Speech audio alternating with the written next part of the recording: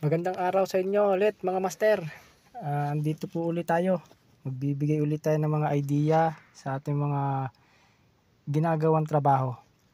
Dito ay magre-repair tayo ng Bluetooth speaker na portable.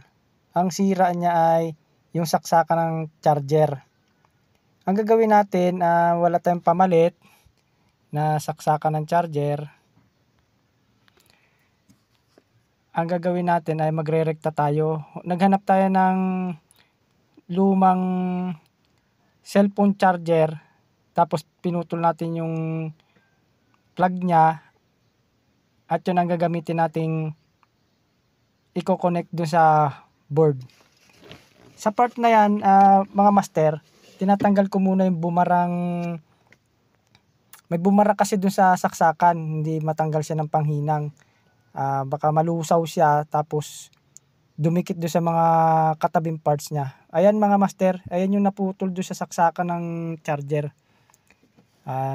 Medyo malabo na mata natin, hindi natin makita. Joke lang mga master. Kailangan talaga yan kasi para mahinang natin ng maayos, kailangan gumamit tayo ng magnifying para clear yung mga hinang, wala siyang dikit-dikit, para maiwasan natin ng short circuit. Kaya dyan mga master, lilinisin muna natin yung paghihinangan natin ng charging cable. Tapos yan master, lagyan natin ng soldering lead yung wire ng charging cable para madali nating maihinang dun sa pinagtanggalan natin ng saksakan ng charger. Ganyan lang mga master para makabit natin. Tapos yan, hihinangin natin yan mga master. Kailangan medyo maiksi lang yung ihinang natin para hindi sumubra yung mga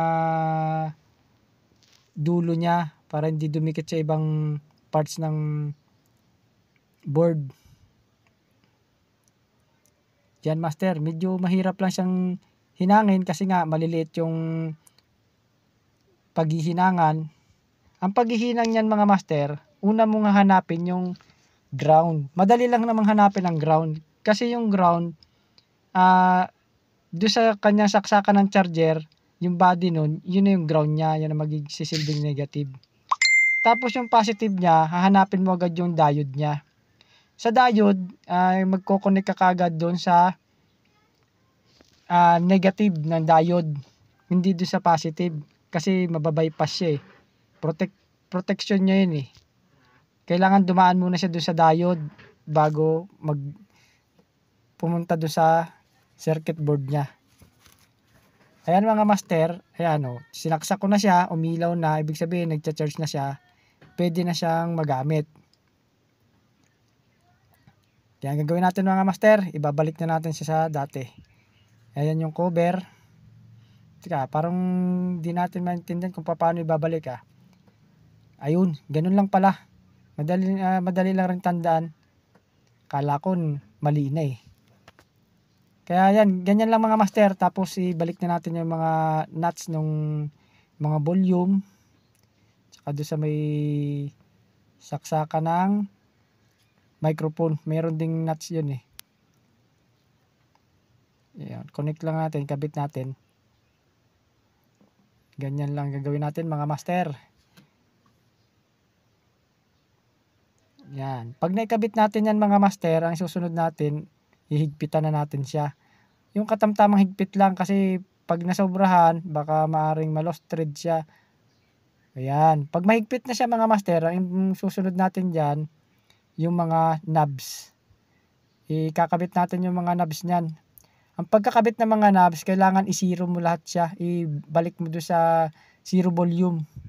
Yan. Tapos hanapin mo yung pointers ng knobs. Yan. Doon mo siya tatapat sa zero. Sa bandang left side. Yan. Pag sentro mo na siya, pwede mo na siyang diin para mag-lock na yung knobs. Ayan mga master, ganyan lang gagawin natin para maibalik na natin siya. Mga master, ang sira nga pala niyan yung sasaktakan ng charger Ayan, tinesting na natin, nag-charge na siya.